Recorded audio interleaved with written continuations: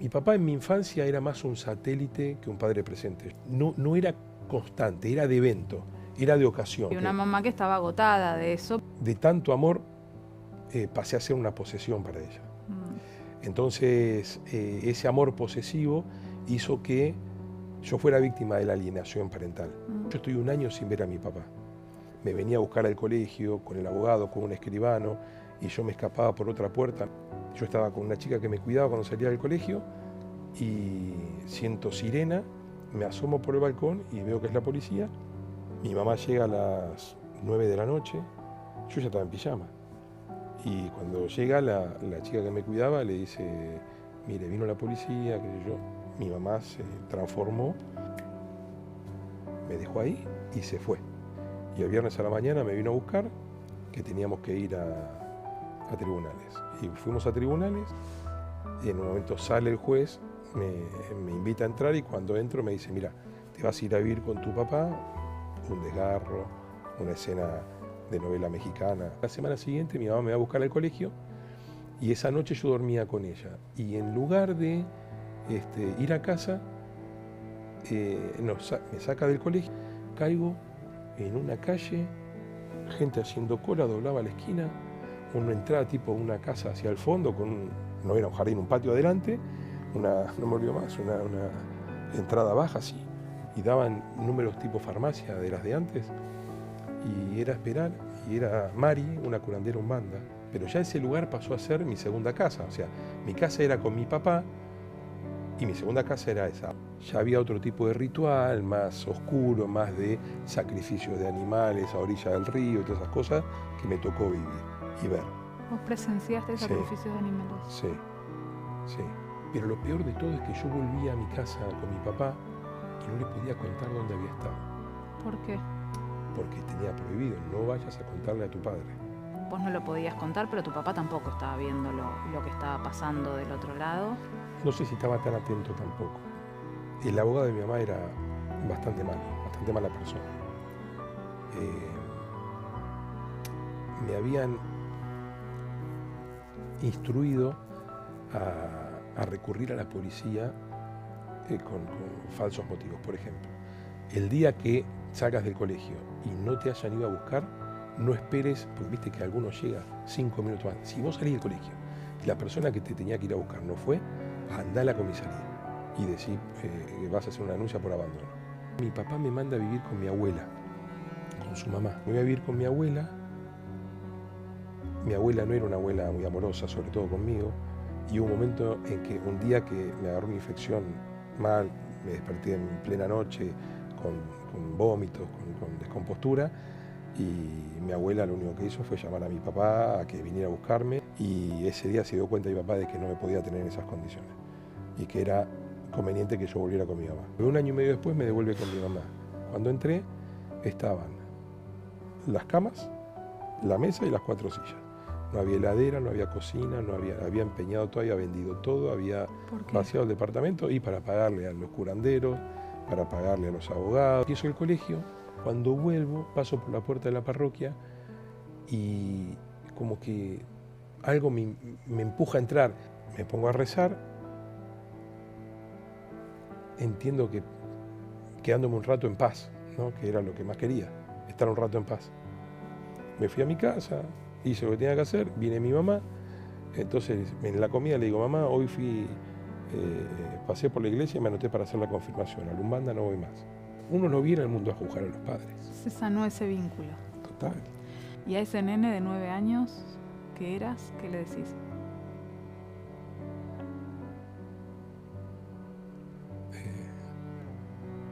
Que todo va a estar bien.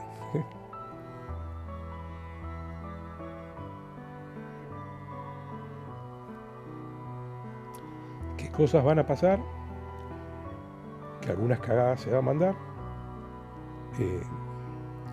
que se va a tener que hacer cargo de las cagadas que se manden,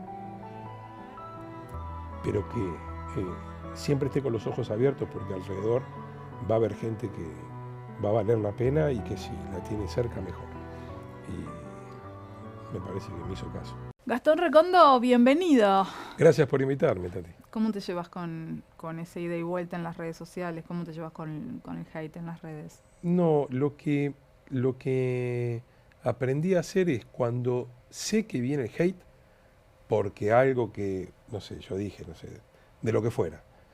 Cuando sé que viene, cuando me aparece, no sé, viste que te quedan en el X, te quedan 20 más, que sí, es raro que me entren 20 más. Esto debe venir por un agite de alguno, ni leo. Cuando ¿Te dice 20 aguantás más, no ver? ni veo. No, pero por ahí ni veo también cuando viene el elogio. Mm. Porque digo, yo no quiero, digamos, nada que a mí se me ocurre decir en los lugares donde trabajo, incluso ahora charlando con vos, es buscando una reacción. Es, no sé, a vos te puede parecer interesante algo que yo diga o que yo piense. Bueno, yo te lo cuento porque te parece interesante a vos. Después, si alguien a partir de eso me quiere decir que le parece bien o mal lo que yo digo, le presto atención hasta que me doy cuenta que eso eh, explotó No hay en esa nada de facción. personaje en lo que decís. Cero. Cero. Sos No me 100% lo vos. permitiría. Sí, Lo pregunto porque a veces uno encuentra un nicho, sobre sí, todo en la televisión, y lo explota. Y sigue siendo fiel a sus ideales, pero lo magnifica un poco porque en la televisión todos sabemos que hay que jugar un poco, ¿no? Y cero, construir algo de entretenimiento. No, sos vos. cero. Mira, un día, Mañanas Informales, yo empiezo en 2005, el programa empieza en mayo, yo empiezo el 1 de agosto. Entonces, en uno de los primeros, Jorge cuando nos juntamos me dice, te voy a hacer 3 preguntas. Me dice así, ¿querés trabajar conmigo? Le digo, sí, uy, qué bueno, pues yo quiero trabajar con vos, me dice, no me olvido más. Y me dice, te voy a hacer 3 preguntas. ¿Aceptás ganar tanto? Sí. ¿Aceptás traer un invitado por semana del deporte? Sí. ¿Aceptás hablar de temas que no sean deportivos? Sí. Listo, empezás el lunes. Y empecé el lunes. Y una de las primeras veces que estábamos en el sillón, no me olvido más, estábamos así sentados en el sillón y estaba acá él tenía una sillita un poquito más alta, acá. Entonces se arma un debate, y no sé qué pase, qué sé yo, y a los gritos y no sé cuánto, con Osvaldo, Ernestina, Mario, y se queda mirándome, ¿viste? Yo me doy cuenta que me está mirando. Entonces lo miro y digo, ¿qué pasó? ¿Lo pensás en serio? Me dice. Le digo, sí, si no, no estarías discutiendo. No voy a ponerme en un personaje. Sí, no, si no, no podría, Tatiana. Porque yo después, digamos, no puedo volver a casa y decirle a mis hijos, miren que lo que escribí en Instagram, miren que lo que dije en radio o en tele, en realidad es para la gira. No, Pero podemos ir un poquito para atrás. sí, donde quieras. Hace muy poco hiciste un posteo sobre cómo fue tu llegada a la iglesia, tu Sí, vínculo con la iglesia en una infancia que tuvo momentos muy dolorosos. sí. ¿Cómo arranca todo? A mí me pasó que, sí, la infancia no fue la más fácil. Igualmente, siempre tuve, yo digo que Dios no solamente existe, sino que además me quiere, porque nunca me dejó solo. Mis padres se separan cuando yo tengo 3 años, enojados uno con el otro, con diferencias grandes que manifestaban delante mío, más mi mamá que mi papá.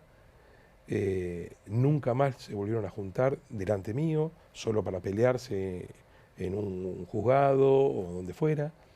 ¿Vos los veías a ambos en ese momento? Nunca. Yo la única vez que los pude sentar en una misma mesa fue cuando cumplí 21 años. Que festejé mi cumpleaños y se sentaron en la mesa conmigo, con un montón de invitados, pero ellos dos se sentaron conmigo. Ahora voy a volver a ese evento, Sí, pero en esa infancia vos ibas creciendo, al principio estabas con tu mamá, pero ¿te ibas algunos días a la casa de tu papá o no se te permitía ir a la casa de sí, papá? sí. De arranque sí, pero pasaban cosas muy raras. Yo me río, pero no es gracioso. No, claro. Cuando mi papá me pasaba a buscar, mi mamá me ponía, no sé, la ropa que a ella le parecía que me tenía que poner. Que según mi papá era la peor ropa que yo tenía para que después mi papá me tuviera que llevar a un lugar y quedar mal él. Entonces cuando yo me subía al auto de mi papá me estaba esperando con otra ropa más presentable para que yo no llegara zaparrastroso con su familia. Y así iba, encontrándome con primos de un lado, con primos del otro. Yo cuando comía con mi papá, los cubiertos iban arriba del plato. Cuando comía con mi mamá, los cubiertos se apoyaban también en la mesa, porque era la costumbre de una familia y de otra. Ya con 9 años la cosa se había puesto espesa. Mi papá, a su manera, intentaba mantener el vínculo conmigo, tenía sus problemas también, entonces no sé si era tan constante. Y mi mamá en un momento se encegueció, no sé si fue cuando él se volvió a casar o qué, que empezó a insistir con lo injusto que era mi papá, que no pasaba la cuota alimentaria y demás, que yo nunca supe si era cierto o no. Supongamos que sí, en ese litigio que ellos tenían. Y empecé cuando venía el asistente social, en el momento que mi papá me venía a buscar los sábados a la mañana, empecé a decirle que no quería ver a mi papá. Como que en la semana todo lo que yo escuchaba de parte de mi mamá sobre mi papá hacían que yo no lo quisiera a mi papá, porque la veía sufrir a mi mamá. Y era con la que estaba todos los días, la que se ocupaba de mí todos los días.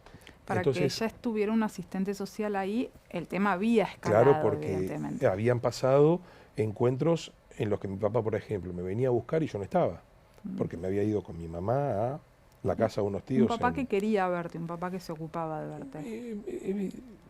Sí, sí, qué sé yo. Él no quería perder la relación con el hijo, era aparecer a veces en los actos de colegio, Mi papá en mi infancia era más un satélite que un padre presente. Yo la gran relación con mi papá la construyo de grande.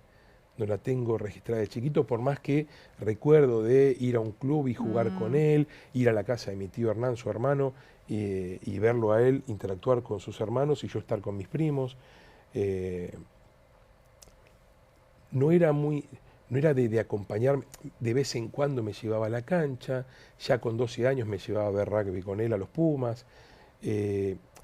No era constante, era de evento, era de ocasión. Era como y una mamá que estaba agotada de eso, porque ella era la mamá que estaba todos los días, que hacía los deberes. Sí, pero no creo que estuviera reclamando por su intermitencia, sino que ella de tanto amor, pasé a ser una posesión para ella.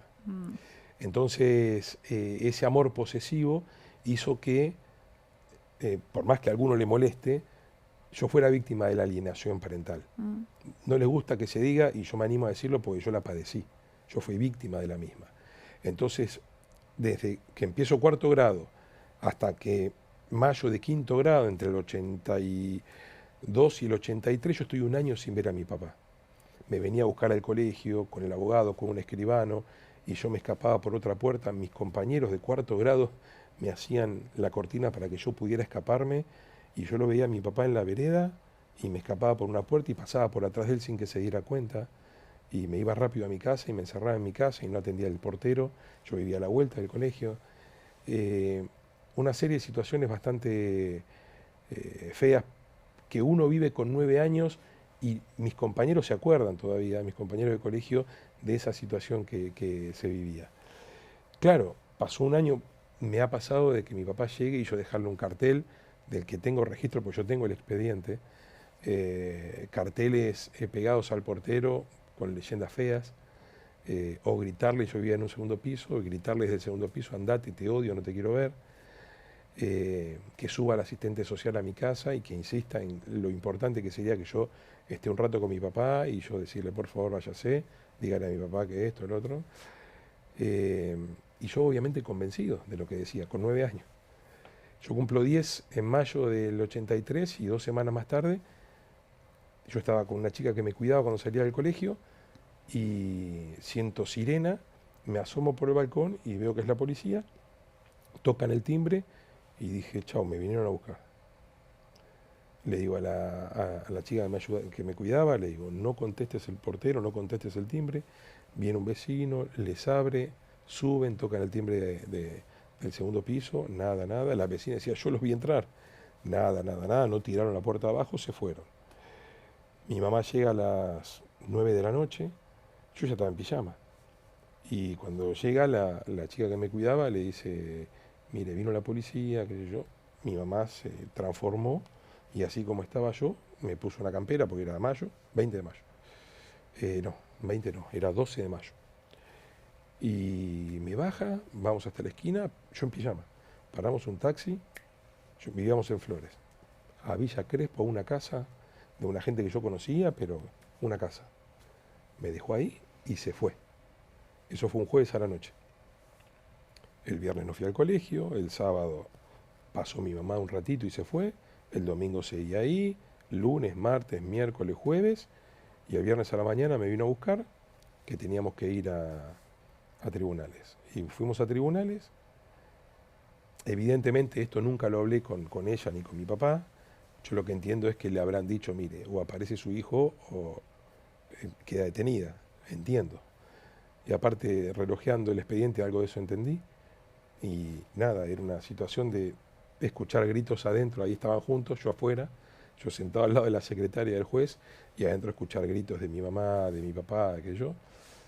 Y en un momento sale el juez, me invita a entrar y cuando entro me dice, mira, te vas a ir a vivir con tu papá, un desgarro, una escena de novela mexicana, yo agarrando a mi mamá llorando y yo, bueno, cuestión, me voy con mi papá y con el abogado de mi papá. Pero te hago un punto ahí. Sí. Vos viste el expediente, ¿por qué el juez decide que te vayas a vivir con tu papá? Te lo pregunto porque es bastante raro en la Argentina que le den la tenencia Sí. a un papá.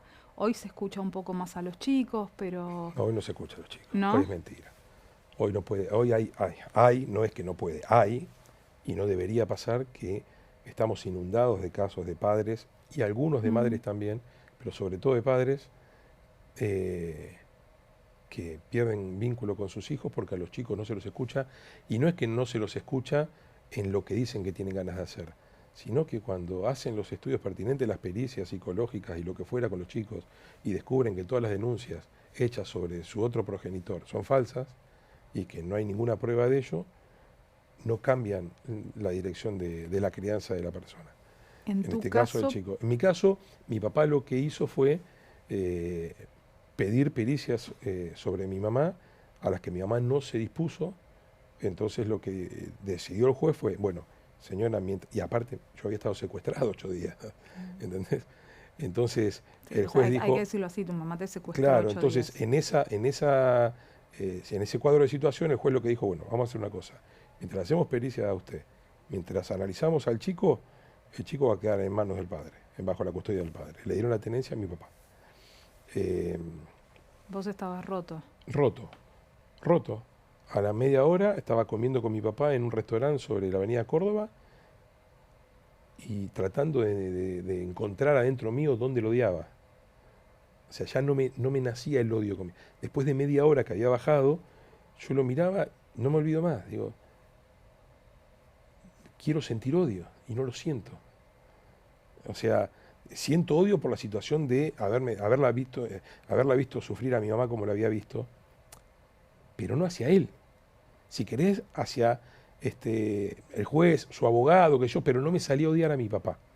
Fue de todo ese año y pico la primera vez que yo en mi corazón no sentí odio por mi papá. Antes lo sentía, estaba convencido de que lo odiaba. Y en esa media hora con él no lo encontré el odio.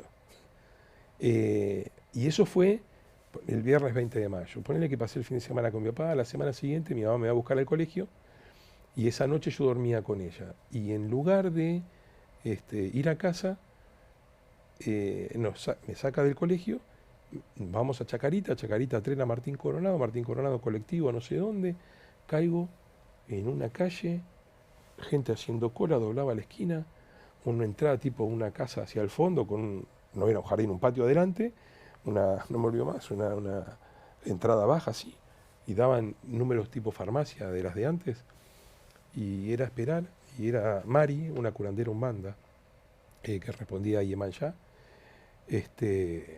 y ahí, no sé si nos atendió como a las 11 de la noche.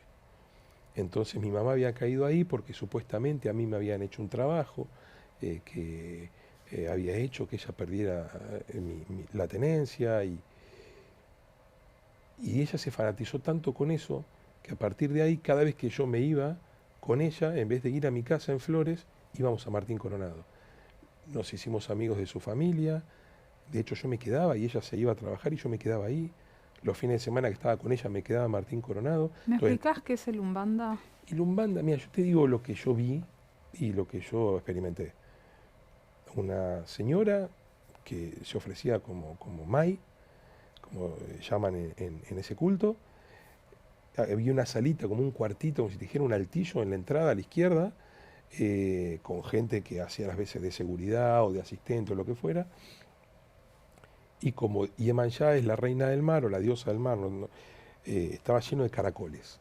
Caracoles, viste, esos que están enroscados, bueno, de diferentes tamaños, diferentes formas, qué sé yo. Entonces, la señora hacía un rezo en un idioma que yo nunca entendí, si es africano, portugués, no entendía. Entonces, te hacía cosas por el cuerpo y de golpe, en algún lugar del cuerpo, es como que insistía con el caracol, con la punta del caracol ahí y producía un rezo. A mí me pasó de ver que de ese caracol salió un líquido sostenidamente. Si había un truco, no había un truco, no te lo puedo explicar, no tengo pruebas de ello. Yo tenía 10 años, te imaginas que no voy a andar haciéndome el Sherlock Holmes.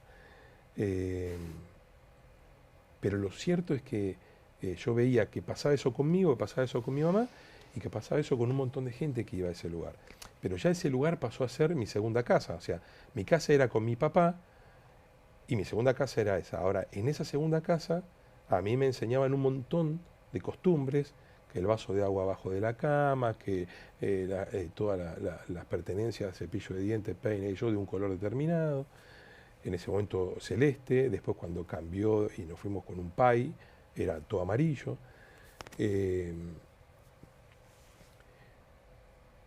Pero lo peor de todo es que yo volvía a mi casa con mi papá y no le podía contar dónde había estado. ¿Por qué? Porque tenía prohibido, no vayas a contarle a tu padre. Entonces yo sentía que si le contaba a mi papá, se volvía a pudrir todo con mi mamá y que mi mamá se iba a enojar conmigo. Todo era evitar que cualquiera de los dos se enojara conmigo. Y ahí aprendí a mentir. Ahí aprendí a mentir, Tatiana, es un espanto. Yo siempre digo lo mismo, cuando a vos alguien te diga, no cuentes esto en tu casa, rajá. Salí rajando y lo primero que tenés que hacer es llegar a tu casa y contarlo. Porque es ahí donde te hacen la trampa y donde no puedes salir después. Vos eras muy chiquito. Sí. Y estabas muy solo. Sí. ¿No? Porque vos no lo podías contar, pero tu papá tampoco estaba viendo lo que estaba pasando del otro lado. No sé si estaba tan atento tampoco. Por eso digo, un papá que no lo vio o que no lo pudo ver, una mamá que evidentemente no estaba funcionando como mamá en ese momento. ¿Y las maestras y el colegio? Fue bravo porque yo ahí, cuando le dan la tenencia a mi papá, además de todo esto, pasó una cosa que el abogado de mi mamá era bastante malo, bastante mala persona. Me habían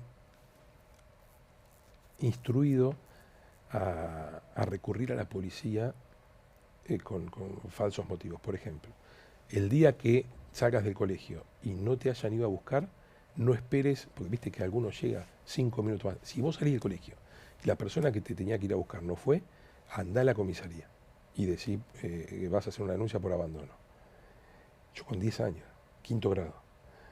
Entonces un día me tenía que venir a buscar la mujer de mi papá. Cuando salgo no estaba. Me tomé un taxi y me fui a la central de policía. Carabobo y Rivadavia al 6300, y me fui a Moreno y Sáenz Peña. ¿Entendés? Y llegué a la central de policía, un nene de 10 años, a hacer una denuncia de abandono de persona.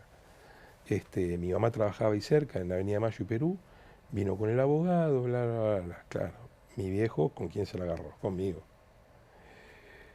Pero pasó, me perdonó, también se la agarró con mi mamá, qué sé yo. Vacaciones de invierno, mi mamá me pasa a buscar por lo de mi papá, nos íbamos el sábado, teníamos que volver el domingo. Y en vez de irnos a Martín Coronado, fuimos a Aeroparque, de Aeroparque a Bariloche, y volvimos a la semana siguiente. Mi papá no sabía dónde estaba yo. Interpol buscándome. Interpol buscándote. Interpol. Me enteré cuando volví. ¿Te secuestró tu mamá? Y me llevó de vacaciones a Bariloche. Bueno, y en todo esa... Esto en realidad fue después, porque fue en el 84. ¿Viste la gran nevada del 84? Sí. Yo estaba en Bariloche ese día. No, ¿La y pasaste en el bien en 83, Bariloche con tu mamá? no, no, no, no, no. Y en el 83 pasó una segunda que es que me dicen, si alguna vez te dejan solo en tu casa, llama a la policía y decís que te dejaron encerrado. Entonces un viernes a la noche yo estaba en lo de mi papá vivía con su mujer, con las dos hijas de la mujer, que eran más grandes que yo, las dos chicas se habían ido con el papá, mi papá y su mujer tenían un cumpleaños de grandes, y yo estaba en la gloria, 10 años, tele, solo, ¿qué más quería? Bueno, ¿qué hice? La llave la escondí, la puse abajo de una fuente, no me olvido más. Llamé al abogado, el abogado me dio el teléfono en una comisaría, llamé a la comisaría, dije que me habían dejado encerrado y qué sé yo, vino la policía. Entonces yo le hablaba desde la puerta, ¿no? Entonces viene el vecino al lado y dice, no, pero ¿cómo lo voy a dejar sin la llave? ¿Y dónde está? ¿Y dónde? No había celular en el año 83, no había celular. Entonces, bueno, no, yo sé, fue el cumpleaños de no sé dónde, yo sé cómo ubicarlo. Lo ubican a mi papá llamando al teléfono del cumpleaños al que había ido. Mi papá viene como a las 11 de la noche. Abre la puerta, me mira, no me dice nada. Le dice, mirá, bueno, el policía se da cuenta de que no me habían dejado encerrado. Se va el policía, mi papá no me dice nada, me cambia, me lleva al cumpleaños con él. Y en el cumpleaños me dice, el año que viene cambias de colegio. Entonces, sexto grado yo lo hice en el Colegio Guadalupe, en Palermo, que esa fue otra historia. Y yo creo que ahí es donde, vos me preguntabas lo de la iglesia, yo creo que ahí es donde yo tengo mi primer contacto serio con mi fe. Porque en la iglesia de Guadalupe, como que yo tenía una referencia de que se podía rezar, de que yo había tomado la primera comunión, pero en un colegio laico, nada tenía que ver con eso. Bueno, en el 84 hago sexto grado en el Guadalupe, en un momento mi Seguías papá... viviendo con tu papá. Sí, pero ya en un momento, bueno, pasa esto de Bariloche, que me voy, que vuelvo, se pudre todo mal de vuelta, pero mi papá me manda a vivir con mi abuela, con su mamá. Supuestamente había fallecido la mamá de su mujer, su suegra, y el padre no se podía quedar solo, entonces lo llevan al padre a vivir a la casa de ellos. A todo esto ya había pasado que habían encontrado un vaso de agua abajo de mi cama, y esto qué es, y yo callándome la boca, mi papá dándose cuenta de que mi mamá estaba haciendo cosas que yo no podía contarle, y yo siempre en el medio, siempre temeroso de que se enojaran conmigo. Entonces me voy a vivir con mi abuela. Mi abuela no era una abuela muy amorosa, sobre todo conmigo. No me despertaba ni para ir al colegio. Entonces yo me tenía que despertar, tenía el sueño pesado, solía llegar tarde al colegio, el colegio fue bastante comprensivo en ese sentido, y hubo un momento en que un día que me agarró una infección mal, me desperté en plena noche con vómitos, con descompostura, y mi abuela lo único que hizo fue llamar a mi papá a que viniera a buscarme. Mi papá vino, me buscó, me llevó al sanatorio, tuve una flor de infección intestinal, y ese día se dio cuenta mi papá de que no me podía tener en esas condiciones y que era conveniente que yo volviera con mi mamá. Entonces un 4 de noviembre me firma en una hoja de colegio, me firma por medio de la presente, devuelvo la tenencia de mi hijo Gastón Recondo a su madre Lidia Beatriz González. Y decide revocar él una decisión judicial ahí, ¿no? Él me devuelve, un año y medio después me devuelve con mi mamá. Y yo con mi mamá, de ahí me voy a Flores, después de un año y medio. Yo desde el 12 de mayo del 83 al 4 de noviembre del 84 no pisé mi casa en Flores. Cuando entré estaban las camas, la mesa y las 4 sillas. No había heladera, no había cocina, había empeñado todo, había vendido todo, había vaciado el departamento, y para pagarle a los curanderos, para pagarle a los abogados, para... ¿No trabajaba? Sí, trabajaba mi mamá, pero evidentemente no le alcanzaba. De hecho no le alcanzaba porque nunca le alcanzó para pagar siquiera mi colegio, y se las rebuscaba con un segundo trabajo. Ahora, ella estaba cooptada de alguna forma por todos estos ritos y por lo que pasaba en el Umbanda. No sé si es un culto, si es una secta, pregunto desde el absoluto desconocimiento. Mirá, yo no tanto en ese de Yemanjá, sí en el siguiente, que ya no era Martín Coronado, era en Castro Barros y México, por ahí. Yemanjá es la especie de templo No, de templo. Iemanjá es el nombre de la reina del mar o de la diosa del mar. Ok. Es una figura de una mujer con más celeste que otro color y el mar, por eso los caracoles. Okay. Con el otro ya había otro tipo de ritual, más oscuro, más de sacrificios de animales a orilla del río y todas esas cosas que me tocó vivir y ver. ¿Vos presenciaste Sí. sacrificios de animales? Sí, sí, espantoso. Con 11 años. Espantoso. Entonces cuando pasa esto el 4 de noviembre, medio como que afloja. Yo termino el colegio rápido en el Guadalupe. Fue muy gracioso cuando di el examen de ingreso al Guadalupe, porque mi mamá me decía, tenés que darlo mal, porque así te quedás en el Eccleston. Y yo fui decidido a darlo mal. Entonces viene el examen de ingreso, de nivelación, digamos, a ver si yo estaba en condiciones de hacer sexto grado ahí, y me sobraba. Entonces cuando vienen todas las preguntas yo las sabía todas. Y empecé a contestar mal, a propósito, hasta que en el momento me agarró el orgullo y digo, no van a pensar que soy un burro. Entonces no las contesté mal, las contesté bien, con lo cual se me admitió el ingreso y mi mamá lo tomó como una traición, entre otras, ¿no? Entonces, bueno, vuelvo con mi mamá. Cuando terminan las clases no podíamos, o sea, a mí, no sé, volvíamos, teníamos en la heladera de Telgopor. Entonces le pedíamos a la vecina hielo, no hielo seco, hielo del congelador. Comprábamos el sachet de leche la noche anterior para tener leche a la mañana siguiente y ya se había cortado. Entonces cuando cortábamos el sachet era cruzar los dedos de que la leche no estuviera cortada, que no hubiera perdido la cadena de frío. Lamentablemente solía cortarse la cadena de frío. Entonces cuando termino las clases, a fin de noviembre, mi mamá me manda a Cipolletti. Y paso diciembre en Cipolletti, vuelvo, bueno, lo que cuento en el posteo, había que laburar porque había que arrancar de vuelta.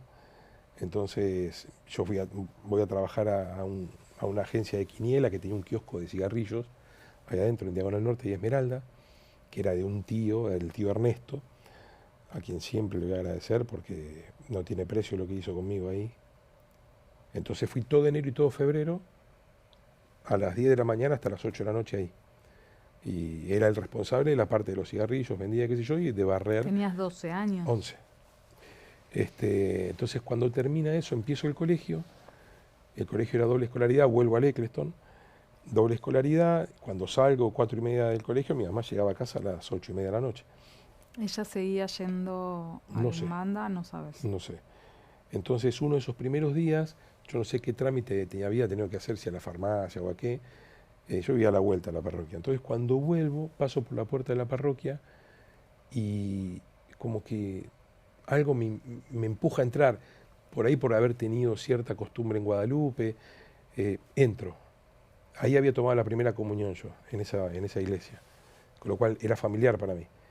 Y entro, estaba así, eran ponerle 5 de la tarde, 6 de la tarde. Me pongo a rezar, entiendo que quedándome un rato en paz, ¿no? Que era lo que más quería, estar un rato en paz. Y cuando estoy saliendo, llego a la puerta de salida y había un cartel que decía confirmación, inscripción, Entonces, en vez de salir a la calle, había una puertita que te llevaba a secretaría, me meto en secretaría, pregunto si me puedo anotar para confirmación, me dicen que sí. Tu nombre, Gastón Recondo, pim, pim, me anoto. ¿Cuándo son las clases? Miércoles a las 6 de la tarde. Perfecto, yo me fui a mi casa, hice lo que tenía que hacer, viene mi mamá. Entonces, en la comida le digo, mamá, hoy pasé por la iglesia y me anoté para hacer la confirmación. A Lumbanda no voy más. Bueno, está bien, me dijo. Medio ofendida, pero está bien, me dijo. Y pasó. Hice ese año la confirmación, nunca más fui a Lumbanda, no sé si ella fue. Termino ese año, vuelvo a Cipolletti, pero ya sin la necesidad de volver tan temprano. Entonces me quedo hasta el 6 de febrero. Cipolletti para mí es mi lugar en el mundo, mi familia de ahí es Santos. Entonces vuelvo un 6 de febrero. Entonces cuando vuelvo ese día, no sé por qué voy a misa. Entonces salgo de misa y estaba el cura, que era nuevo, pero que se ve que había estado cuando yo me había confirmado, pero yo no lo había conocido mientras hice la confirmación, y me dice, vos te confirmaste el año pasado, ¿no? Le digo, sí. escúchame, son las fiestas patronales. ¿Podés buscar a alguno de tus compañeros de catequesis y ser monaguillo? Me dice.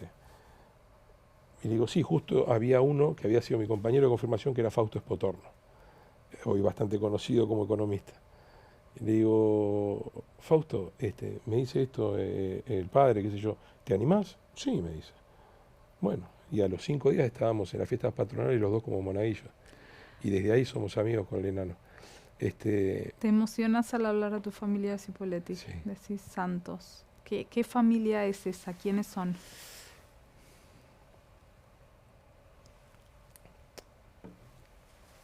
Mi tío, en realidad es mi tío abuelo. Era.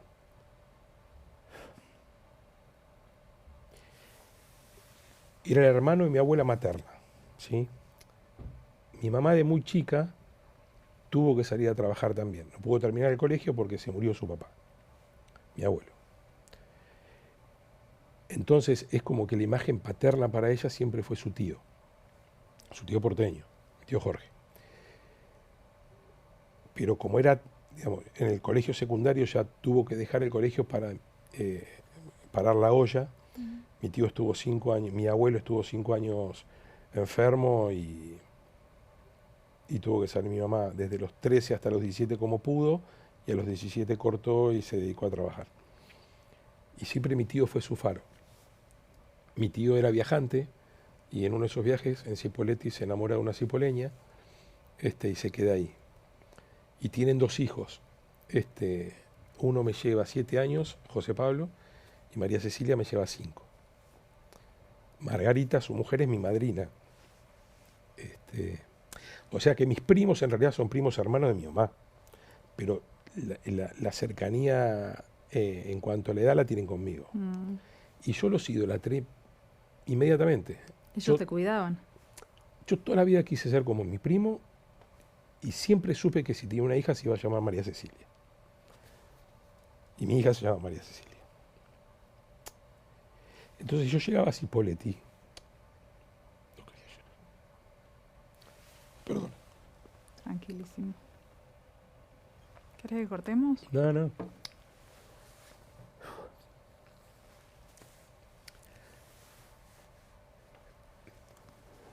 Yo llegaba a Cipolletti y había una vida normal. Podía ser un nene. Podía ser un nene. Yo tengo familia en Buenos Aires que fue muy buena conmigo, muy contenedora. Mi tía Cristina, mi tío José, mis primos, Mariano, Romina. Pero es como que en Cipolletti yo tenía, en esto de estar ahí, tenía un hermano mayor, tenía adultos que se llevaban bien entre ellos, tenía una mujer de referencia que siempre fue mi prima. Entonces era libre de que, no sé, terminábamos de almorzar los días de semana y venían mis amigos. Mi primo tenía un grupo de amigos, algunos de los cuales tenían hermanos de mi edad, un poco más chicos, un poco más grandes, pero más o menos de mi edad. Entonces, cuando él se juntaba con sus amigos, venían los hermanitos y nosotros teníamos nuestra propia bandita. El Bachi, Mario, Pati, el cordobés y el cochinete. O sea que ahí eras un nene, eras un hijo, ahí te cuidaban. Claro. Y ahí me enseñaban. Mi tío me enseñó un montón de cosas. Entonces, terminábamos de almorzar y era pasar por ahí, Gastón, vamos a indiar. Y salíamos. Que La Gomera, que el canal de riego donde nos bañábamos, era nuestra pileta, y meternos en la chacra a sacar manzanas del árbol, era eso, era ser niño. Cuando había que volver a Buenos Aires. Y era bravo, yo con mi primo me comunicaba siempre por carta. Mi primo estudiaba en Bahía Blanca, mi prima en La Plata, mi primo en Bahía Blanca. Entonces mi vínculo con mi primo era por carta durante el año y nos veíamos los fines de año. Él tenía toda la colección del Gráfico de los 60 y los 70 y parte de los 80. Entonces cuando se hacía de noche yo tenía un colchón en el piso, él en su cama, y él leía Wilbur Smith y yo leía el Gráfico. y me leía 10 gráficos por noche, y eran las 6 de la mañana y seguía leyendo. Y así llegamos a periodista deportivo. Sin saberlo. Pero finalmente ahí era donde veías una familia sana, una familia que funcionaba, podía ser un niño. Sí, sí, y digamos, las lecciones que me daban no eran desde el miedo. Si bien yo ya tenía enquistado en mí el tema de la mentira, es como que ahí yo sentía que si mentía se iban a dar cuenta. No sé si eran la familia ideal, para mí eran la familia ideal, son mi familia. El otro día le contaba a uno de mis hijos que llegó más tarde de lo que habíamos quedado, adolescente él, una vuelta salgo con mis amigos, yo era chico, tenía 13 años. Claro, mi tío tenía mucha responsabilidad porque mi mamá se volvía a Buenos Aires para trabajar y yo me quedaba ahí, y él tenía mucha responsabilidad con un chico de 13 años, ¿viste? Me pasaba algo y además me amaba mi tío. Entonces, no volvió más, vamos a comer un lomito porque era el lugar donde iban los grandes y un día no sé por qué los dejaron a todos, bueno, listo, vamos, y yo fui. Entonces me dice mi tío, bueno, a las 12 tenés que estar acá de vuelta. Bien. Claro, 12 menos cuarto no volvía nadie. A ninguno le habían dicho que volviera a las 12 y yo no me animaba a volverme solo al barrio. Entonces, nada, esperé, recién a la 1 pegamos la vuelta, 1:15, llego, qué sé yo, y cuando llego me encuentra mi prima, me dice, gordo, ¿dónde estabas? Digo, no, estaba en Clark, lo que pasa es que no venía ninguno, no me quiso volver solo, porque mi viejo está re preocupado, salió a buscarte. Claro, no estaba el auto, había ido por la ciudad a buscarme. Yo del julepe me fui a dormir. Creo que del miedo que tenía, a los 3 minutos estaba durmiendo. Entonces al día siguiente mi tío siempre volvía del trabajo al mediodía para almorzar. Pasa mucho en el interior, ¿viste? Cortan al mediodía, vuelven después. Entonces ahí lo iba a encontrar al mediodía cuando volviera, yo ya levantado. ¿Tenías miedo por el enojo o tenías Sí, miedo por el porque enojo. vos ya habías experimentado algún tipo de violencia No, física? nunca padecí violencia física. Okay. Sí psicológica. Pero lo que más lamentaba era haber defraudado a mi tío y que eso provocara en él un desamor. Digamos, yo lo que tenía era necesidad de que me quisieran. Y miedo a que no me quisiera la gente que yo quería que me quisiera. Entonces cuando llega, él me decía flaquito. O sea, mis primos me decían gordo y él me decía flaquito, yo era más gordo que flaco, ¿no? Entonces me decía, flaquito, ¿qué pasó anoche? Entonces le digo, mira, pasó esto, me dice, bueno, vos tenés que entender una cosa, vos sos muy importante para mí. Si a vos te pasa algo, primero yo le tengo que explicar a tu mamá qué pasó. Y segundo, me va a afectar a mí porque no quiero que te pase nada malo. Entonces vos cuando haces cosas, vos tenés que tener en cuenta que hay alguien que se puede preocupar, porque le importás. Él no se estaba poniendo en la primera fila, él lo que me estaba enseñando es que vos para alguien sos importante, y que esa persona para la que sos importante no te puede pasar intrascendente. Vos tenés que prestar atención a las consecuencias que pueden tener tus actos en una persona a la cual le importás. Me lo enseñó con 13 años. Fue un genio. Ahora voy a volver al vínculo con la iglesia que continuó, pero no me quiero olvidar de ese nene que con 11 años vio sacrificios de animales. Sí. ¿Volvió a su casa y qué le pasó? ¿Se pudo sacar en algún momento esa imagen de la cabeza? Sí, porque para mí era toda una película. Todo eso, yo te puedo contar de mi infancia cosas espantosas y me vas a ver que no, me emociona mucho más hablar de lo que me hizo bien. Lo otro es como que hubiera formado parte de una película, ¿entendés? Lo traté en terapia de grande, todo. Yo lo tomo como que no me pasaba a mí, pasaba y yo lo veía. No me gusta ponerme en lugar de la víctima, por más que un menor lo sea.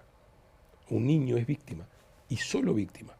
Por eso yo cuestiono tanto a la justicia de familia en la Argentina cuando analiza a los adultos y nunca pone como prioridad a los chicos. La justicia de familia en la Argentina no pone como prioridad a los chicos. Vos no viste nunca en televisión hablando a un abogado de niños. Siempre están los abogados de los adultos, nunca el abogado del niño. El niño no tiene defensa.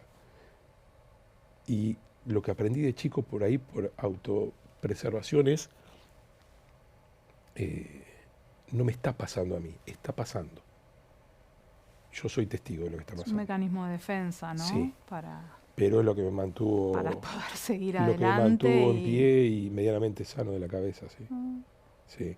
Además de gente, siempre digo lo mismo, gente buena. Yo tuve mis ángeles guardianes, fueron mi bisabuela, mi nona, Rita, Cipoletti y la parroquia. Yo siempre tuve una red de contención que, digamos, nunca estuve solo. ¿Cómo está ese vínculo con la iglesia hoy? Eh, Muy personal, muy de haber aprendido que no venimos al mundo a juzgar a nadie, ni a enojarnos con nadie. Mira, un día caminando a Luján, cuando era más chico, mucho más chico, me enojé porque pasaban pibes eh, alcoholizados, escuchando cumbia, mientras los otros querían rezar mientras caminaban, ¿no? Y se lo dije a mi cura amigo, que es el padre Alejandro Puigari, de quien sigo siendo amigo, gracias a Dios. Lo mencionas en el posteo. Siempre, sí. Entonces le digo, Ale, mirá, ¿qué es esto? Me dice, vos preocupate de que van al mismo lugar que vos. Cada uno tiene su vida, su historia, su arrastre. No conocemos nada de la vida de esa gente. ¿Por qué los vamos a juzgar? María los está esperando igual que a vos, igual que a mí. No es que dice, no vengan porque están escuchando cumbia, vengan. Dejá, entonces si ella los espera, vos quién sos para decir.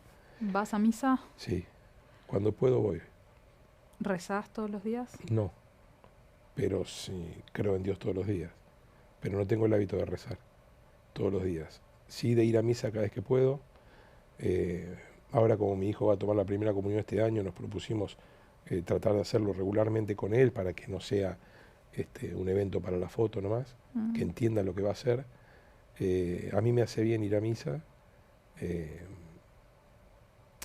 me hace bien encontrarme con mi raíz. Yo siento que mi raíz está ahí.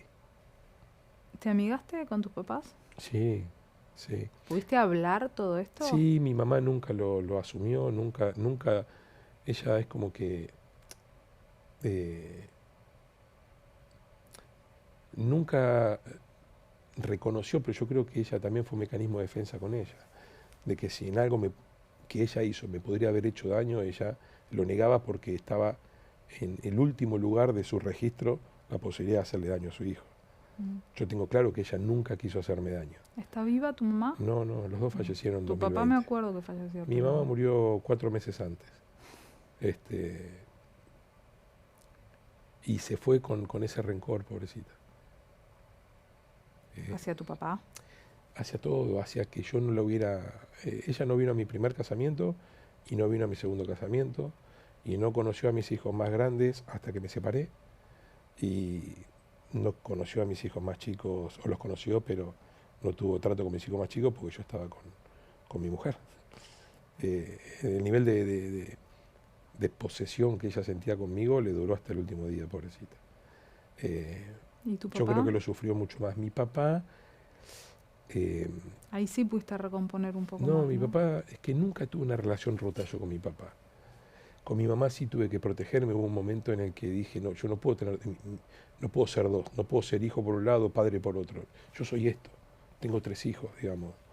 No. Lo que pasa es que cuando me separé, dije, mirá, fui a verla, le digo, mirá, mamá, me separé yo, y ahí accedió a conocer a mis hijos. Pero yo también iba con pie de plomo porque no quería, porque como era ella, claro, empezó a querer ser súper presente con los chicos y todo, y yo decía, pará, porque yo ya sé lo que sos capaz de hacer desde el amor. ¿Viste? No creo que les quieras hacer daño porque yo sé que no me quisiste hacer daño a mí. Todo lo que hiciste fue pensando que era lo mejor, desde el amor, equivocada, pero desde el amor al fin y muchas cosas acertadas también, no solamente equivocadas. Y con mi papá, lo que sí generé fue complicidad ya de grande. Complicidad. Mi papá no tuvo una vida cómoda ni feliz. Y vivió muchos años con culpa de cosas de él con sus padres, con algunos de sus hermanos, conmigo.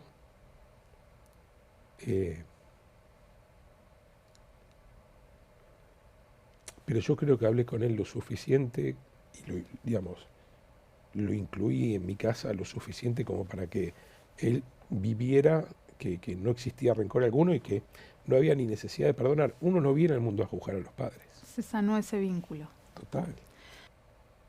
Y es bravo, Tatiana, porque no estoy tranquilo. No estoy tranquilo. No estoy tranquilo porque tengo hijos chiquitos y me preocupa.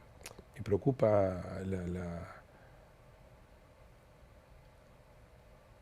la pérdida del respeto que hay en nuestra sociedad. Y desde chico sé lo que se padece la soledad, lo que se padece el desamparo, lo importante que es acompañar a alguien para que no esté desamparado,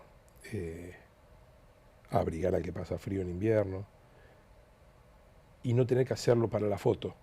Yo cuando veo que alguien lo hace y se saca una foto, lo lamento por esa persona y lo lamento por el ayudado, porque no está siendo ayudado, está siendo usado. Y noto que hay tanta postura, tanta impostura, tanta ficción en todo esto, sobre todo en los líderes, en los que conducen las grandes corrientes, si querés, de pensamiento, ideológica, ni siquiera sé decisión de pensamiento. ¿Te gusta Milei? Quiero que tenga razón. Quiero que algo sea diferente de como fue todo este tiempo. Yo celebro que vivamos en democracia y no acepto otra manera de vivir que no sea en democracia. No la acepto. Ahora, no quiero más el método de los últimos 40 años que nos trajeron hasta esto. No lo quiero más, yo no lo soporto más. No soporto más una estructura donde se pueda afanar y nadie pague el precio. Y nadie pague las consecuencias. Ante eso me rebelo. Entonces, yo no lo voté a Milei, yo voté en blanco. Soy de los pocos que votamos en blanco. Pero sí tengo claro que quise que le fuera bien a Macri, quise que le fuera bien a Cristina, quise que le fuera bien a Alberto, quiero que le vaya bien a Milei. Hoy hay una polémica entre Milei y la cultura, pareciera, ¿no? O entre Milei, entre Milei y ciertos artistas.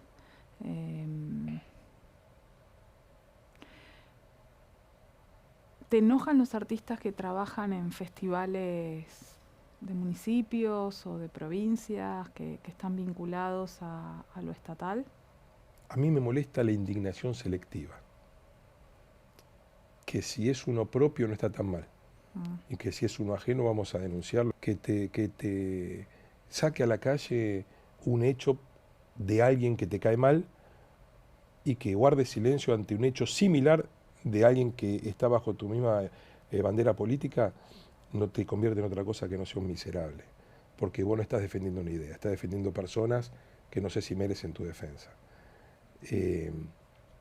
A mí me molesta cuando un municipio le paga a una banda un cachet que no cobraría nunca vendiendo entradas ni en un bar.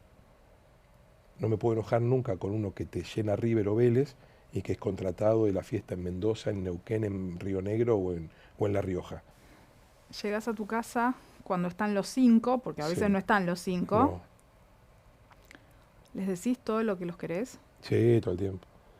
Todo el tiempo. Y aparte, ya lo sé. Le digo, pero pará, ¿vos por qué lo sabés? Pues me lo decís todo el tiempo. Voy perdiendo, le digo.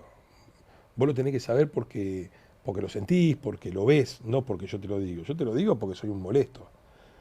Siempre los cargo porque le digo que mi preferida es mi hija. Tengo una hija y 4 varones. No, porque a mí me gusta explicarles todos los días que a las nenas se las trata bien. Hoy está mucho esto de, viste, que el empujón, que el boluda, que esto, que el otro, viste. Lo que para ellos no es un agravio es algo que yo en mi cabeza no admito. Entonces, cuando les digo a las nenas se las trata bien, arranco por su hermana mayor. Entonces tienen todo claro que no le pueden hacer nada a la hermana. ¿Por qué? Porque a la nena se la trata bien. Y además porque si no papá los mata porque es la preferida. ¿Entendés? Yo los varones también se los trata bien. Sí, está bien, pero vos pensás que yo tengo 4 varones y una nena. Una nena tiene casi 20, ¿no?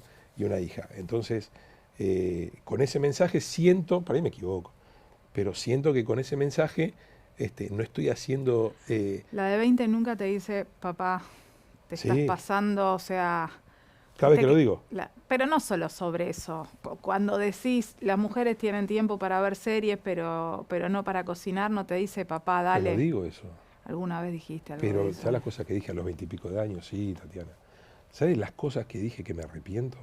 Y que hoy me miro de grande y digo, qué boludo que era. Sí, Te dice, papá, mirá que hoy las mujeres... No existe eso en mi cabeza hoy, digamos. Yo siento que aprendí un montón de cosas en el camino. ¿Vos decís que las feministas te trajimos para este lado? No, porque Es un chiste. yo me di cuenta que siempre fui feminista, mira lo que te digo. Vos sabés que te voy a titular, yo siempre fui feminista, No, y el más 20 te va a no explotar. importa, quiero decir, una de mis mejores amigas es como mi hermana, y jamás se me ocurriría considerarla ni inferior, ni limitada, ni encasillarla en un lugar que no puede hacer. Cada uno puede hacer lo que se le cante. Sí es verdad que alguna vez en algún living, en algún lugar habré dicho una barbaridad, sí, y si hoy me miro, yo me miro en Mar de Fondo a veces, y digo, ¿cómo decía él? ¿Me entendés? O sea, me da vergüenza a mí lo que decía porque digo, era un flaco que no entendía nada. Vos, digamos, hasta que no sos padre hay un montón de cosas de vida que no entendés. Por ejemplo, vos cuando sos padre, creo que todo lo que haces lo haces pensando en la puerta del colegio. Que cuando tu hijo salga del colegio, no le dé vergüenza que lo estés esperando en la puerta. Entonces, digamos, ¿cómo voy a decir algo así si, digamos, me parece una falta de respeto? Hoy me parecería una falta de respeto decirlo. ¿Y a ese nene de 9 años que eras, qué le decís?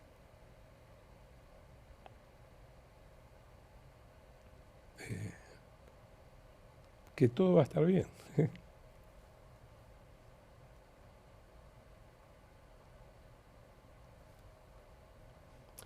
¿Qué cosas van a pasar? Que algunas cagadas se van a mandar, que se va a tener que hacer cargo de las cagadas que se mande, pero que siempre esté con los ojos abiertos porque alrededor va a haber gente que va a valer la pena y que si la tiene cerca mejor.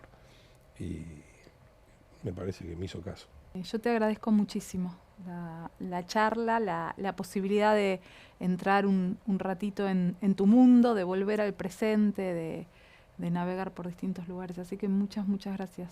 Te tratamos bien, vas a volver. Sí, cuando Gracias. quieras. Dale, igualmente, Tatiana. Gracias.